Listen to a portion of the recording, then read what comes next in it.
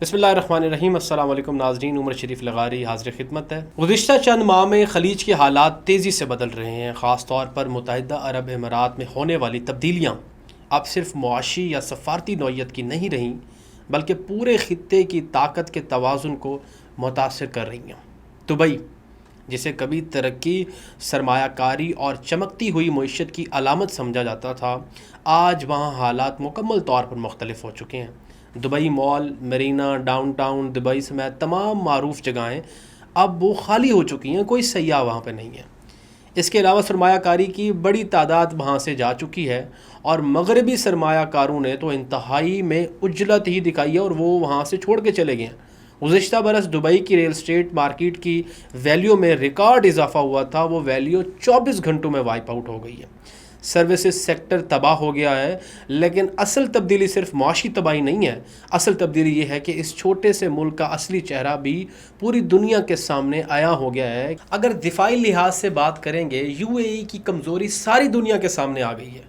ना अमेरिकी patriot defence system काम आया और ना ही ठाट, और अब खौफ के आलम में मुत्तहिदा अरब अमीरात ने वो कदम उठाया है जो उसके असल मकासद आया करने के लिए काफ़ी है। ये पहली दफ़ा है कि ये मारूफ इसराइली दफाई निज़ाम किसी और मुल्क को दिया गया है, और सिर्फ ये नहीं कि बल्कि निज़ाम को अमीराती फ़ौजी एहलकार ऑपरेट नहीं करेंगे, आईडीएफ करेगी, यानी इजरायली फ़ौज के एहलकार ऑपरेट करेंगे। इसका मतलब है कि इसके ज़रिए पूरी दुनिया के फ़िज़ाई दिफाई डाटा और मालूमात इसराइल तक पहुँचाई जाएंगी। ये पहली दफ़ा है कि किसी इस्लामी मुल्क में इसराइली फ़ौजी तैनात हुए हैं। दूसरी जानिब यूएई इसराइल के अलावा भारत के साथ दिफाई ताल्लुकात में भी मज़ीद इजाफ़ा करता चला जा रहा है, जो इस्लामी ममालिक के लिए ख़तरे की घंटी है।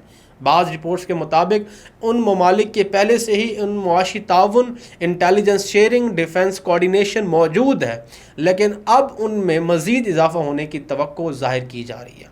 भारत के साथ यूएई का स्ट्रेटेजिक डिफेंस पार्टनरशिप का मुआहदा उस वक्त सामने आया है जब पाकिस्तान और सऊदी अरब के दरमियान मुश्तरका दिफा का मुआहदा साइन हुआ है, और इन इक़दामात के असरात सिर्फ खलीज तक महदूद नहीं बल्कि जनूबी एशिया में उसके असरात कहीं ज़्यादा गहरे हो सकते हैं।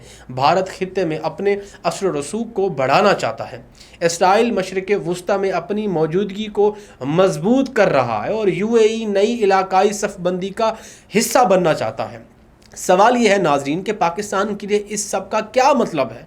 पाकिस्तान के लिए ये सूरत हाल सिर्फ ख़तरा नहीं बल्कि एक इम्तहान भी है, क्योंकि अब खित्ते में ताल्लुकात और इत्तेहाद खुलकर सामने आ रहे हैं, और यही चीज़ हिकमत अमली बनाने को आसान भी बनाती है। पाकिस्तान के पास भी अहम शराकतदार मौजूद हैं, जिसमें सरफहरिस्त चीन, जो सी पैक और दिफाई ताउन के ज़रिए पाकिस्तान का सबसे बड़ा स्ट्रेटेजिक पार्टनर है, सऊदी अरब जिसके साथ दिफाई और सफारती ताल्लुकात दहाइयों पर मुहित हैं, तुर्किया की बात करें जो ड्रोन टेक्नोलॉजी और दिफाई ताउन में मुसलसल करीब आ रहा है, और ईरान की बात करें जिसके साथ पेचीदा मगर अहम जोग्राफियाई ताल्लुक मौजूद है। असल सवाल अब ये है, ये नहीं कि खित्ता बदल रहा है, असल सवाल ये है कि अब इस माहौल में पाकिस्तान इस तब्दीली को किस तरह समझता है और इसके मुताबिक अपनी पोजीशन कैसे महफूज करता है, उसको मजबूत कैसे करता है, क्योंकि दुनिया में वही मुल्क आगे बढ़ते हैं जो बदलते हुए हालात को वक्त पर पहचान लेते हैं और आने वाले बरस शायद इस नई सफ़बंदी का फ़ैसला करेगा।